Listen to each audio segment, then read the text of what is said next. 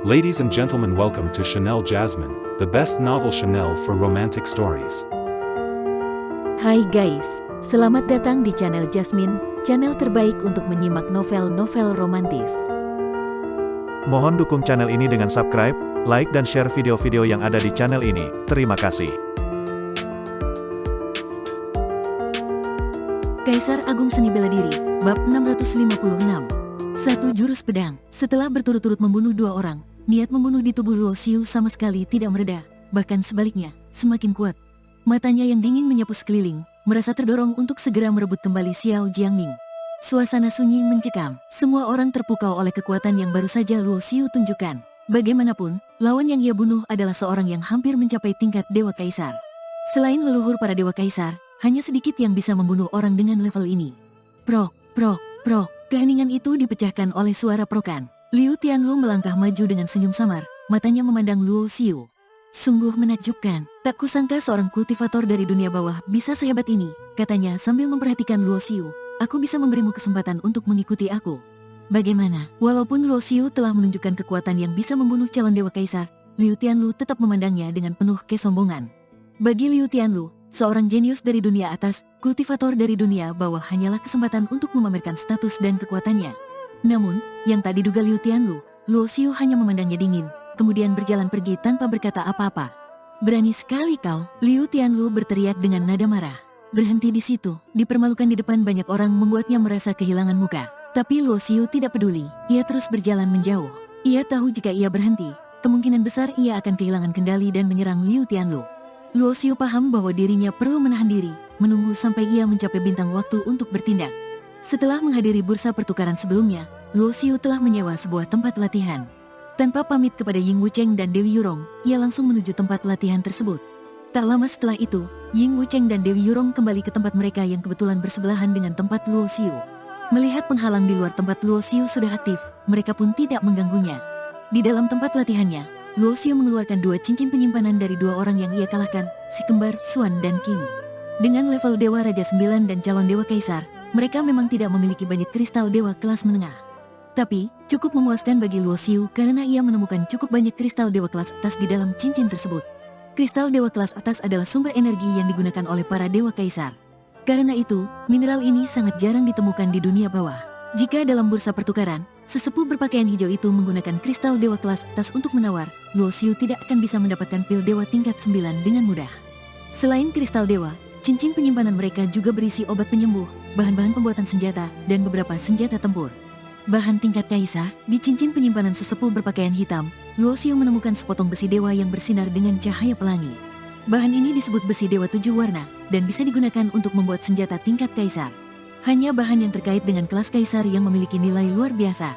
Luo Xiu memperkirakan bahwa sekeping besi dewa 7 warna ini bahkan bisa bernilai ratusan miliar kristal dewa kelas menengah, namun sangat sulit didapatkan di pasar. Setelah menata barang-barang di cincin penyimpanan, Luo Xiu mengeluarkan 100 tanaman obat dewa tingkat 8 yang ia dapatkan dari pertukaran dengan piringan formasi tingkat 8. Walaupun hanya tanaman kelas 2 bagi Liu Tianlu, mereka tetap berharga bagi Luo Xiu untuk membuat pil dewa tingkat 8. Pil ini akan ia gunakan untuk mempelajari bagian kedua teknik surgawi samudera bintang, sedangkan pil tingkat 9 untuk membuka 18 titik akupuntur di lengan kanannya. Di dalam sari cahaya abadi, Luo Xiu memiliki 10 kali lipat waktu latihan, dan ia ingin meningkatkan kekuatannya sebelum bintang waktu muncul. Waktu berlalu dengan cepat. Kabar kematian Xuan dan King menimbulkan kehebohan di kota Naga Biru. Xuan dan King berasal dari sekte Nianxing, sebuah sekte tingkat Dewa Kaisar dari dunia bintang Kunlun. Tidak ada yang mengira akan ada seseorang yang berani membunuh mereka di kota ini. Namun, permasalahan ini belum cukup besar untuk menarik perhatian leluhur para Dewa Kaisar. Orang yang akan menangani ini adalah Qin Huai, jenius pertama dari sekte Nianxing. Qin Huai sendiri adalah seorang Dewa Raja 9, dengan kemampuan yang membuatnya dikenal sebagai petarung terbaik di bawah level Dewa Kaisar. Ia juga mampu mengalahkan calon Dewa Kaisar. Kabar ini pun sampai ke telinga Liu Tianlu, yang terkejut. Liu Tianlu pernah bertarung seimbang dengan Qin Huai.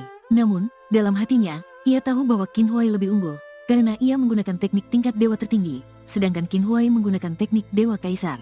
Satu adalah raja dalam ranah yang sama, dan yang lain adalah kaisar dalam ranah yang sama.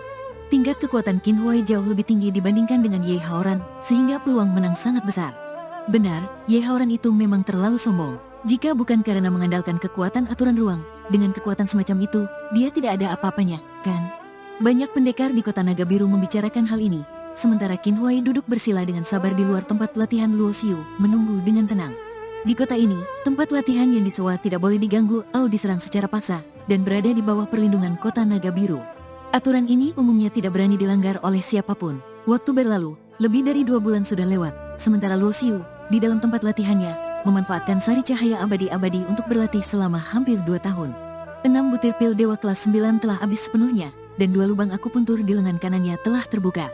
Semua pil Dewa kelas 8 yang dia miliki juga telah habis, tetapi di dalam tubuhnya hanya muncul bayangan samar dari 4 bintang hukum yang belum terkondensasi sepenuhnya. Oleh karena itu, tingkat kekuatannya masih berada di level Raja Dewa tingkat 3, belum mengalami terobosan. Terlihat bahwa kekuatannya seolah tidak mengalami banyak peningkatan, namun pada level kekuatan seperti ini, sedikit peningkatan saja adalah lompatan besar, dan ini sangat berpengaruh pada daya tempurnya. Saat dia keluar dari tempat latihan, dia melihat banyak pendekar berkumpul di luar tempat latihannya. Di antara banyak pendekar yang mengelilingi area itu, yang paling mencolok adalah seorang pemuda berpakaian putih yang duduk bersila di depan pintu tempat latihan Luo Xiu. Ketika dia keluar, pemuda itu perlahan membuka matanya, dengan kilatan dingin di dalam tatapannya. "Kau adalah Ye Haoran, kau telah membunuh 2 tetua Suan King dari sekte saya, bukan?" Qin Huai perlahan bangkit, tubuhnya tinggi dan ramping, dan di pinggangnya tergantung sebilah pedang, menunjukkan aura yang luar biasa. "Ya, lalu kenapa?" Luo Xiu dengan jelas merasakan niat buruk dari lawannya, maka ia tidak menanyakan alasan spesifiknya. Dia perlahan berkata, "Kau sengaja menungguku di sini, apakah untuk membalaskan dendam para tetua Suan King? Membunuh anggota sekte Nianxing harus dibayar dengan nyawa. Kehormatan sekte tidak boleh dinodai." Qin Huai hanya berkata dengan nada datar, lalu segera bergerak. Pedang panjang yang tergantung di pinggangnya tidak bergerak, namun dia mengangkat tangannya, melepaskan teknik dewa yang berubah menjadi energi yin dan yang. Bulan dan matahari saling bersilangan, seperti 2 naga ilahi yang melolong dan meluncur. Hukum yin yang, mata Luo Xiu menyipit. Tingkatan hukum bulan dan matahari jauh lebih tinggi dari 5 elemen biasa. Menguasai kutub yin dan yang menunjukkan bahwa orang ini memiliki kekuatan yang luar biasa. Ketika 2 kutub yin yang bergabung, kekuatannya bisa dibandingkan dengan hukum teratas. Luo Xiu juga tidak ragu. Dia mengangkat tangannya dan memunculkan sebuah tangan besar gelap yang melayang di kehampaan, menghancurkan ruang kosong, menciptakan area kegelapan yang menelan naga yang terbentuk dari energi yin dan yang. Boom! Aura Qin Huai meledak seperti gelombang besar, mengubah hukum yin yang menjadi sebuah bidang energi. Luo Xiu tidak mau kalah, mengendalikan hukum ruang yang berubah menjadi bidang energi, dan kedua bidang hukum mereka langsung bertabrakan dengan keras, membuat ruang di sekitarnya bergetar dan mengeluarkan suara retak. Hanya pada awal tahap Raja Dewa, namun kau bisa menandingi bidang hukum tahap ke-9 Raja Dewa milikku. Hukum ruang memang hukum teratas, sangat luar biasa. Nada suara Qin Huai sangat tenang. Bidang hukum yin yang di tubuhnya berubah menjadi lapisan cahaya, dan sebuah mutiara ia lemparkan, meluncur ke arah Luo Xiu. Luo Xiu mengambil tombak perang naga hitam, tombak itu membentuk bayangan samar saat menyerang. Boom! Suara ledakan memekakkan telinga, ruang di sekitar mereka retak, dan tombak Luo Xiu berbenturan dengan mutiara tersebut. Dia merasakan kekuatan besar menerpa dengan dahsyat, yang bahkan sulit ditahan oleh seorang setengah langkah Kaisar Dewa.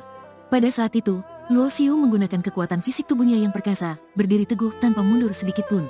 Qin Huai sedikit mengernyit melihat Luo Xiu tetap tak tergoyahkan di bawah serangannya, dan hatinya pun terkejut. Dia sudah mendengar bahwa tubuh fisik lawannya sangat kuat, namun dia mengira bahwa kekuatan utamanya adalah hukum ruang. Setelah bertarung langsung, dia baru menyadari bahwa kekuatan fisik lawannya sangat luar biasa. Tidak heran kau bisa membunuh kedua tetua Suan King. Namun, jika hanya kemampuan itu yang kau miliki, hari ini kau pasti akan mati. Suara Qin Huai terdengar dingin. Dia perlahan meletakkan tangannya di gagang pedang yang tergantung di pinggangnya, mengumpulkan hukum yin yang ke dalam pedang yang masih tersarung. Sejak awal, Qin Huai sudah bersiap, dan sekali pedang itu terhunus, akan mengejutkan langit dan bumi. Inilah teknik yang aku ciptakan sendiri, disebut satu jurus pedang. Jurus ini mengumpulkan seluruh energi, roh, dan jiwaku untuk melancarkan serangan terkuat. Dalam ranah yang sama, tidak ada yang bisa bertahan. Qin Huai berbicara dengan tenang. Pertama kali dia menggunakan teknik ini, dia masih pada tahap ketiga Raja Dewa, dan dengan satu tebasan pedang, dia mengalahkan seorang setengah langkah Kaisar Dewa. Sejak saat itu, dia terkenal di dunia, dikenal sebagai jenius nomor 1 di sekte Nianxing, pendekar nomor 1 di bawah Kaisar Dewa. Bertahun-tahun telah berlalu, dan kekuatannya bukan lagi tahap ketiga Raja Dewa, melainkan tahap ke-9. Sekali lagi, dia menggunakan satu jurus pedang, dengan kekuatan yang bahkan lebih dahsyat. Boom! Dalam sekejap, Qin Huai menghilang. Baik mata fisik maupun kesadaran dewa tidak bisa menangkap lintasan pedangnya. Jurus pedang ini terlalu cepat, ruang di depannya terbelah, cahaya pedang yang mengumpulkan seluruh energi, roh, dan kekuatannya meluncur dengan cepat. Tidak ada jalan kembali, hanya ada satu tekad, menang atau mati. Inilah esensi satu jurus pedang yang diciptakan oleh Qin Huai. Bersambung. Kaisar Agung Seni Bela Diri, Bab 655. Luo Xiu